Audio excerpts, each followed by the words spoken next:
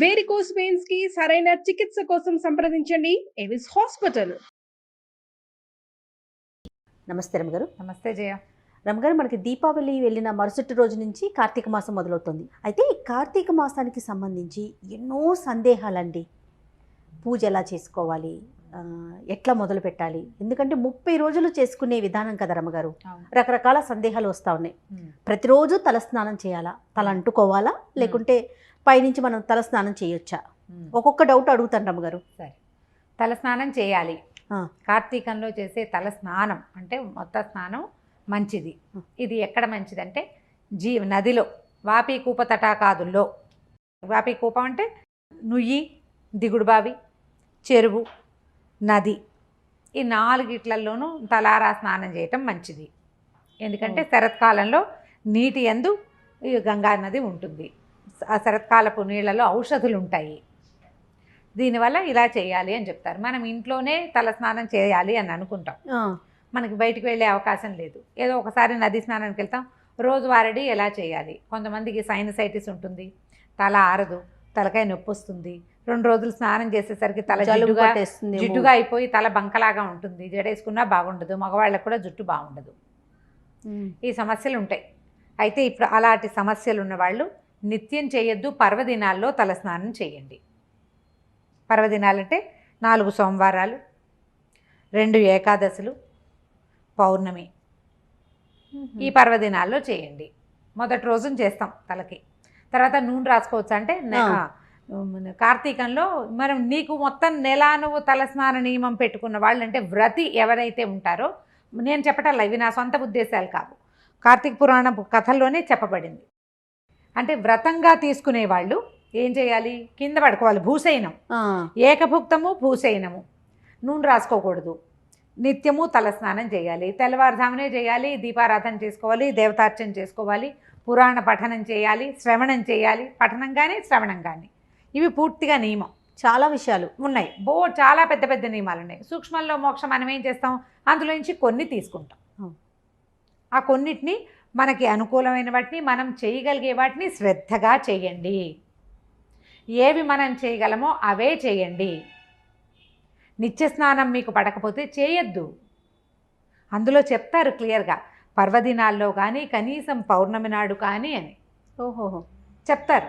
వెసులుబాటు ఉంది, ఉన్నాయి, చెప్పారు అందులోనే. మన సొంత మాటలు చెప్పడం కాదు ఇది, ఖచ్చితంగా కార్తీక పురాణంలోనే చెప్పారు. మనం పురాణం చదువుతూ వెళ్తామా, 3వ రోజు 4వ రోజు ఈ వివరం చెప్తారు ఖచ్చితంగా. తొలి రోజునే మనకి చాలా అనుమానాలు ఉంటాయి. అందుకని స్నానం మొదటి రోజు చేయండి. తర్వాత రోజు నుంచి తెల్లవారుజామున స్నానం చేసి దీపారాధన చేసుకోండి, మీకు దీపం పెట్టుకునే ఆసక్తి కనుక ఉంటే. ఈ తలస్నానం మీకు పడకపోతే కేవలం పర్వదినాల్లోనే తలస్నానం కూడా చేయవచ్చు. నూనె పెట్టుకొని తల అంటుకోవాలి రమగారు? తల స్నానమే అంతే, నీళ్లు పోసుకోవటం. అభ్యంగనం అంటే నూనె రాసుకుని తల రుద్దుకోవటము, ఒళ్ళు నలుగు పెట్టుకోవటము దీంట్లో కార్తీక పండగలకి చెప్పరు. నువ్వు మీ పర్వదినాలే చేస్తానంటే మధ్యలో నీ వెసులుబాటు బట్టి నువ్వు నూనె రాసుకో, తలంటి పోసుకో. నూనె రాసుకుని ఇప్పుడు తెల్లవారుజాము చేసేటప్పుడు ఎప్పుడు నూనె రాసుకుని ఎప్పుడు నలుగు పెట్టుకుని ఎప్పుడు చేస్తారు? అవును, ముందు రోజు సాయంత్రమే ఏదో నలకంత నూనె అంటుకుని తెల్లవారుజామున మనకు అవకాశం ఉంది కాబట్టి షాంపూ చేసుకుంటాం. మనకి నదుల్లో, బావుల్లో, వాటి దగ్గర అక్కడ ఇక్కడ స్నానం చేసే అవకాశం లేదు కదా, తప్పకుండా ట్యాప్ వాటరే కదా మనం చేసేది. నది అవకాశాలు, బావి అవకాశాలు ఉన్నవాళ్ళు మా అదృష్టవంతులు, వాళ్ళు చేసుకుంటారు. లేని వాళ్ళు ఇలా చేయొచ్చు, పర్వదినాల్లో చేయొచ్చు. ఇప్పుడు నెత్తి మీద పోసుకోవాలి నియమంగా పెట్టుకుంటే చేయండి. లేదా అదవిధ పుణ్య స్త్రీలైతే పసుపు రాసుకుని స్నానం చేస్తే తల స్నానం చేసిన ఫలితమే ఉంటుంది. పసుపు రాసుకోవాలి. పుణ్యస్త్రీలు, భర్త ఉన్నవాళ్ళు అందరూ కూడా పసుపు రాసుకుని, నెత్తి మీద నీళ్ళు పోసుకున్నా పసుపు రాసుకోవాలి, ఒంటి నీళ్ళు పోసుకున్నా ఒక చిటికెడు పసుపు రాసుకోవాలి. చిటికెడు పసుపు రాసుకుని ఒంటికి కంఠస్నానం చేస్తే కూడా తల స్నానం చేసిన ఫలితమే ఉంటుంది. వీళ్ళు దీపారాధన అవి చేసుకోవచ్చు, మడికి ఎటువంటి తప్పు ఉండదు. బాగుంది, ఓకే. తర్వాత దీపం పెట్టుకునే విషయంలో నిత్య దీపారాధన చేయాలా అండి? పొద్దున్న సాయంత్రం కూడా అవసరమా? అవసరమే. అంటే అది కూడా విధానం, విధానం అవసరమా కాదు, విధానమా? ఏ నియమం పెట్టుకుంటే ఆ నియమం. ఇప్పుడు ఇంట్లో ఎవరైనా సూతకాలు లాంటివి ఉంటే వాళ్ళు నిత్య దీపమే కానీ కార్తీక దీపంగా పెట్టకూడదట. నేను మా పురోహితుడు వావరాల సుబ్రహ్మణ్యం గారిని కనుక్కున్నాను. ఏడు సూతకం ఉన్న వాళ్ళు పెట్టుకోవచ్చు అంటే, సూతకం ఉన్న వాళ్ళు పెట్టుకోకూడదు. సాధారణంగా అందరూ పొద్దున్నే తలస్నానం చేయటం, దేవతార్చన అయితే నిత్య దీపారాధన దీపం పెట్టేసుకుంటాం. తులసి కోట దగ్గర దేవాలయంలో కానీ దీపం పెట్టుకోవచ్చు. ఉదయకాలంలో నీకు సాగదు, సాయంకాలం దీపం పెట్టుకోవచ్చు. ద్విసంధ్యల్లో నువ్వు పెట్టుకునే నియమం పెట్టుకుంటే పెట్టుకోండి. మన నియమాన్ని అనుసరించే అది కూడా పురాణంలో చెప్తారు.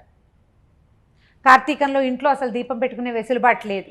మనకి చిన్న ఇల్లు లేదా గాలి ఎక్కువ వస్తుంది, దీపం ఆగదు. దీపం కొండెక్కిపోతే అదో దిగులు, భయం, బెంగ గోల్డ్ వస్తాయి. దేవాలయానికి వెళ్ళి దీపారాధన చేసుకోండి. నెలంతా సాయంకాలం సమీపంలో ఉన్న ఏ దేవ మందిరానికైనా వెళ్ళి దీపారాధన చేసుకోవచ్చు. శివాలయంలో కానీ విష్ణువాలయంలో కానీ అని స్పష్టంగా చెప్తారు. దీపారాధన చేసుకోవచ్చు. నువ్వుల నూనె ప్రధానం. నువ్వుల నూనెతోటి దీపారాధన. ప్రమిదిలో పెట్టుకోవాలా రమ్మగారు, లేకపోతే ఇంట్లో ఉన్న ఏ కుందులో అయినా కూడా మనం దీపం పెట్టుకోవచ్చు? నిత్య దీపారాధన అయితే కుందులో పెట్టుకోవచ్చు. వాకిళ్లలో పెట్టేది మట్టి ప్రమిద పెడితేనే మంచిది. వాకిట్లో మన మట్టి ప్రమిదే. దీపం ఎటువైపు పెట్టాలి ఇలాంటి నియమాలు చాలా మంది ప్రశ్నలు ఉంటాయి. సాధారణంగా మనం నరక చతుర్దశి నాడు దక్షిణం వైపుకి దీపం చూపిస్తాం, యమదీపం అంటాం. మిగిలిన రోజుల్లో ఈ దక్షిణముఖంగా దీపం పెట్టకూడదట. అది కూడా సుబ్రహ్మణ్యం గారే చెప్పారు. ఉత్తర దక్షిణాలు వాకిలు ఉందనుకో, అప్పుడు దీపాలు రెండు ఎదురు బదురు వచ్చేలాగా పెట్టుకోండి, తూర్పు పడమరలు అయిపోతాయి. దీపపు ఇది గుమ్మానికి మండిగాని వైపుకి పెట్టకూడదు, దీపం జ్వాల యువతలకు ఉండేలాగా పెట్టాలి. ఎదురు బదురు పెట్టుకోండి. ఇప్పుడు ఇది మనకి దక్షిణం అనుకో, ఇప్పుడు ఇది దక్షిణం, ఇది దక్షిణ వాకిలి, ఇలా పెట్టద్దు. దీపాలు రెండు ఇలా పెట్టండి, ఒకదాన్ని ఒకటి చూస్తే అప్పుడు ఇవి తూర్పు పడమరలే అవుతాయి. క్లియర్గా చెప్పామా? శంక లేకుండా. ఒక్క నరక చతుర్దశి రోజున మాత్రం, నరక చతుర్దశికి మాత్రమే యమదీపం దక్షిణం వైపుకి దారి చూపిస్తాం. తరువాత నుంచి మళ్ళీ మామూలుగానే పెట్టుకోవాలి, ఇంకా దక్షిణ దీపం అవసరం లేదు. రమ్మగారు, వంటల్లో ఉల్లి వెల్లుల్లి ఇలాంటివి వాడుతూ ఉంటాం కదా, మరి ఈ మాసం అంతా కూడా ఏమైనా నియమం పాటించాలా? అంటే మీరు నాన్ వెజ్ తినే వాళ్ళు ఏంటి? అదే వెజిటేరియన్స్ అంటే మామూలుగా వెజిటేరియన్స్ ఉల్లి వెల్లుల్లి వాడుకునే వాళ్ళు ఉన్నారు. వాళ్ళు ఈ నెల రోజులు వాడకుండా ఉండటం మంచిది. ఉల్లి వెల్లుల్లి వాడకుండా ఉంటేనే మంచిది. నాన్ వెజ్ వాళ్ళు ఒకవేళ అంటే ఏ రోజు మీరు ఉపవాసం చేస్తారో ఆ రోజున కనీసం తినకుండా ఉండండి. ఆ రోజున ఇవి వాడకుండా ఉండండి. మీరు ఈ నియమం పెట్టుకుంటేనే సుమి, మేము దేవుడికి దండం పెట్టుకుంటాం మాకు నియమాలు లేవంటే ప్రశ్నే లేదు. దీన్ని మాత్రం ఇలా చేయొచ్చు. కానీ ఈ నెల రోజులు సాధారణంగా వెజిటేరియన్స్గా ఉండే వాళ్ళందరూ కూడా ఉల్లి వెల్లుల్లి వాటిని మానేస్తారు. ప్రత్యేకమైన కారణం ఏమన్నా ఉందా రమ్మగారు? అంటే సాత్వికమైన ఆహారం తీసుకోవాలి. ఉపాసనా సమయం కదా జయ, ఉపాసనా సమయము. ఇందులో లోపల మనకి ఉద్రేకం కలిగించే వాటిని తీసుకోకూడదు అంతే. ఇప్పుడు ప్రతిదీ దేవుడికి నైవేద్యం పెట్టి తీసుకుంటారు. నైవేద్యాల్లో మనం వెల్లుల్లిపాయ సాధారణంగా మనం వేయం కదా, మనకు అదే ప్రధాన ఆహారం, మేము అదే పెడతాము అంటే అది ఎవరి ఇష్టం వాళ్ళది. సాధారణంగా మాత్రం ఇవి వాడకూడదంటారు. ఇంకా తినకూడని కాయలు, ఆకాయ, గుమ్మడికాయ, వాకుడుకాయ చాలా పురాణంలో చెప్తారు. ఎన్ని పాటించగలమో తెలీదు. నేనేమనుకుంటాను, నా ఉద్దేశం ఇది చెప్తా. ఈ విషయంలో మనం ఒక నియమం పెట్టుకోవాలి, ఈ నియమభంగం చేయొద్దు. తెల్లవారుజాము 4 స్నానం చేయలేవు నువ్వు.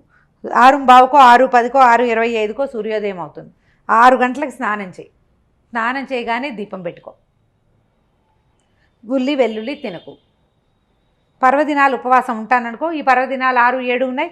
ఈ 7 పర్వదినాల్లోనూ ఉపవాసం ఉండు. 7 పర్వదినాల్లోనూ దీపారాధన చేసుకో. అట్లా పెట్టుకుంటే నియమభంగం చెయ్యొద్దు. మొదలుపెట్టి మానేసి చేయకూడదు. అన్ని నియమాలు పెట్టుకొని చేయలేకపోతాం. అలాంటి చేయలేక ఈ కార్తీక మాసం ఎప్పుడు వెళ్తుందిరా దేవుడా అని చూడొద్దు. అలా చేయకూడదు దేవతార్చన. ఇప్పుడు మనకి ఇంట్లో కంపెనీ లేదనుకోండి, భర్త ఇది పాటించరు, పిల్లలకి అవి ఇవి అన్నీ వండి పెట్టాలి. నాకు అసలే కార్తీక మాసం వీళ్ళు వండమంటున్నారు అని బాధపడదు. వాళ్ళని బాధించి పూజలు చేయకూడదు. మనం చిన్న నియమం పెట్టుకోండి, మీ పరిస్థితికి అనుగుణమైన నియమం పెట్టుకుని దానిని వడంబడి ఉండాలి.